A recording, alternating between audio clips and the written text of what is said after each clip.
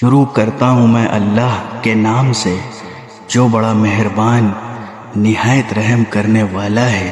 تمہاری بیویاں تمہارے لیے کھیتیاں ہیں، لہٰذا اپنی کھیتی میں جہاں سے چاہو جاؤ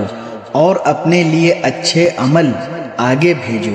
اور اللہ سے ڈرتے رہو اور یقین رکھو کہ تم اس سے جا کر ملنے والے ہو، اور مومنوں کو خوشخبری سنا دو۔ اور اللہ کے نام کو اپنی قسموں میں اس غرض سے استعمال نہ کرو کہ اس کے ذریعے نیکی اور تقوی کے کاموں اور لوگوں کے درمیان صلح صفائی کرانے سے بچ سکو، اور اللہ سب کچھ سنتا جانتا ہے۔ اللہ تمہاری لگو قسموں پر تمہاری گرفت نہیں کرے گا، البتہ جو قسمیں تم نے اپنے دلوں کے ارادے سے کھائی ہوں گی ان پر گرفت کرے گا، اور اللہ بہت بخشنے والا بڑا بردبار ہے۔ جو لوگ اپنی بیویوں سے الگ رہتے ہیں یعنی ان کے پاس نہ جانے کی قسم کھا لیتے ہیں، ان کے لیے 4 مہینے کی مہلت ہے، چنانچہ اگر وہ قسم توڑ کر رجوع کر لیں تو بے شک اللہ بہت بخشنے والا بڑا مہربان ہے۔ اور اگر انہوں نے طلاق ہی کی ٹھان لی ہو تو بھی اللہ سننے جاننے والا ہے۔ اور جن عورتوں کو طلاق دے دی گئی ہو وہ 3 مرتبہ حیض آنے تک اپنے آپ کو انتظار میں رکھیں، اور اگر وہ اللہ پر اور آخرت کے دن پر ایمان رکھتی ہوں تو ان کے لیے حلال نہیں ہے کہ اللہ نے ان کے رحم میں جو کچھ حمل یا حیض پیدا کیا ہے اسے چھپائیں، اور اس مدت میں اگر ان کے شوہر حالات بہتر بنانا چاہیں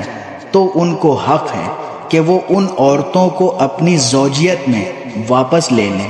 اور ان عورتوں کو معروف طریقے کے مطابق ویسے ہی حقوق حاصل ہیں جیسے مردوں کو ان پر حاصل ہیں۔ ہاں، مردوں کو ان پر 1 درجہ فوقیت ہے، اور اللہ غالب اور حکمت والا ہے۔ طلاق زیادہ سے زیادہ 2 بار ہونی چاہیے۔ اس کے بعد شوہر کے لیے 2 ہی راستے ہیں، یا تو قاعدے کے مطابق بیوی کو روک رکھے یعنی طلاق سے رجوع کر لے، یا خوش اسلوبی سے چھوڑ دے یعنی رجوع کے بغیر عدت گزر جانے دے۔ اور اے شوہروں، تمہارے لیے حلال نہیں ہے کہ تم نے ان بیویوں کو جو کچھ دیا ہو وہ طلاق کے بدلے ان سے واپس لو،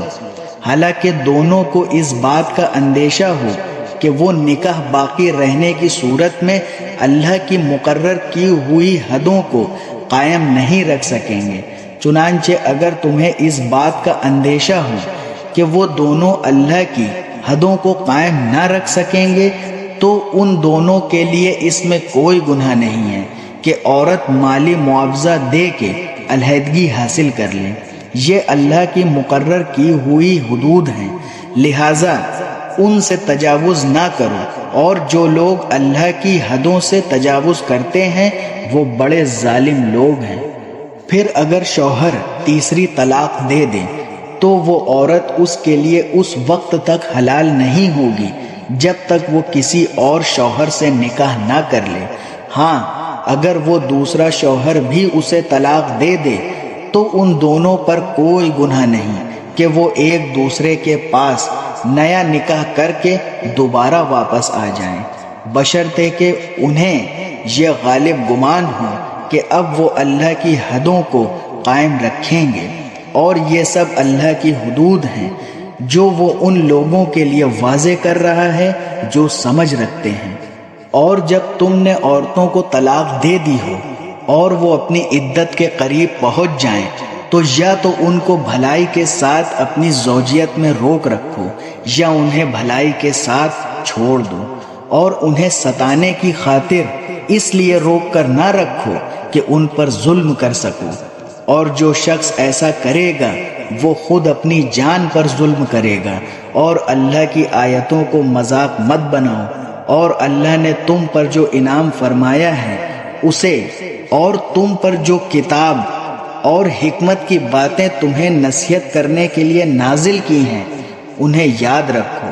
اور اللہ سے ڈرتے رہو اور جان رکھو کہ اللہ ہر چیز کو خوب جانتا ہے۔ اور جب تم نے عورتوں کو طلاق دے دی ہو اور وہ اپنی عدت کو پہنچ جائیں تو اے میکے والوں انہیں اس بات سے منع نہ کرو وہ اپنے پہلے شوہروں سے دوبارہ نکاح کریں،